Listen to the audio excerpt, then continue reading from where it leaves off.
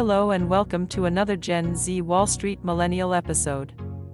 In today's episode, we will take a look at why the ultra-wealthy love Roth IRAs. Let's dive in.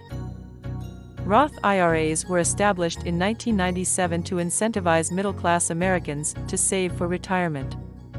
Congress imposed strict limits, including a cap on how much can be contributed to the accounts each year, which today stands at $6,000 for most Americans.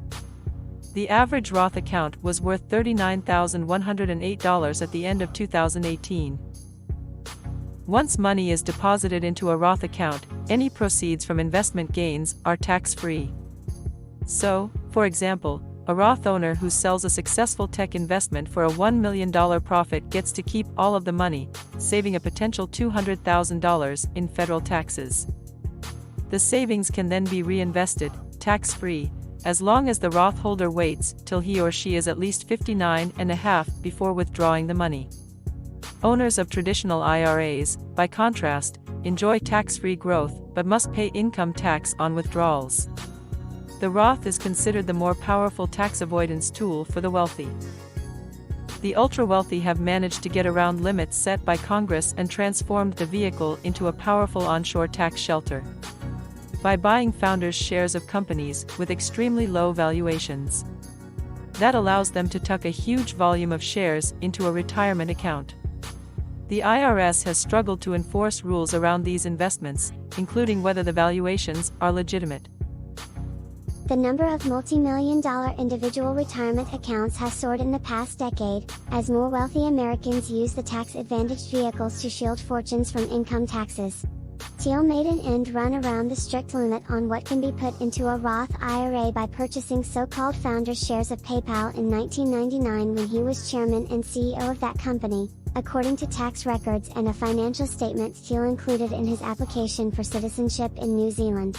Securities and Exchange Commission records show Thiel bought 1.7 million shares for $1,700, a price of a tenth of a penny per share. PayPal later told the SEC that the shares were among those sold at below fair value.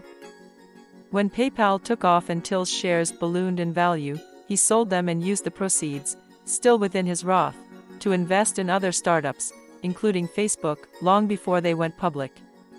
He never had to make another contribution to his Roth again. The account's stratospheric growth all stemmed from a private stock deal available only to a handful of people. For traditional 401k plans and IRAs, you generally get a tax break and you make contributions and then pay taxes on the withdrawals in retirement. In contrast, Roth versions of those accounts come with no upfront tax break, but qualified withdrawals are excluded from federal income taxes. While there are income limits set for who can contribute directly to a Roth, investors with higher income are able to convert assets in a 401k to a Roth.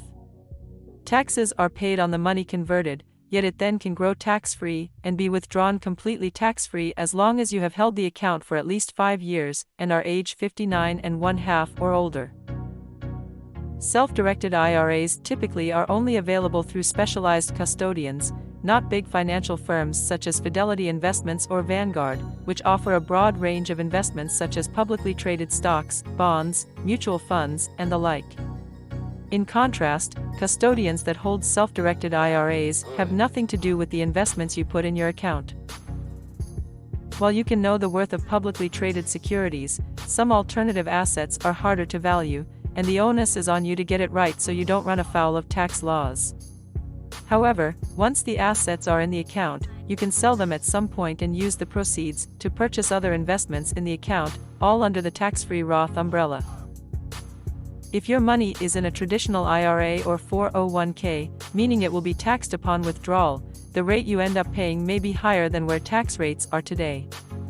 Additionally, Roth accounts have no required minimum distributions, amounts that must be distributed annually once you reach age 72, during the original account owner's lifetime. So there you have it.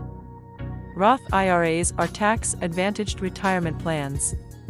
What do you think about Roth IRAs? Do you have one?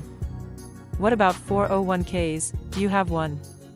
Would you consider converting yours to a Roth? I would love to hear your comments below.